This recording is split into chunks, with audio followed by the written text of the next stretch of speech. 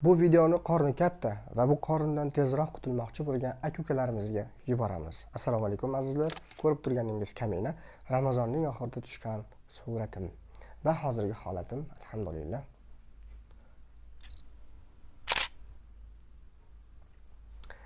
Xo'sh, ko'p kuzataman, ko'pchilik press mashqlarini xato qiladi.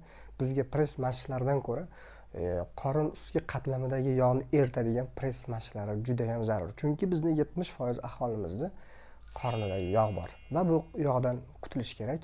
Buni men sizga o'rgataman. Ketdik. Xo'sh, bu mashqimizni to'g'ri va tez bajarishimiz kerak. 30 soniyadan 4 marotaba. Ikkinchi mashqimizni ham 30 soniyadan 4 marotaba bajaramiz. Bu biqinimizdagi yog'larni eritadi va oyog'imizni kuchli qiladi. Uchinchi mashqimizni 20 sekunddan 5 marotaba qilamiz.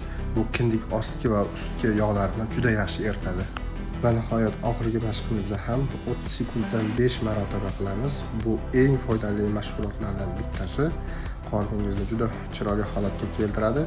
Faqat birinchi, ikkinchi hafta biroz qiynalasiz.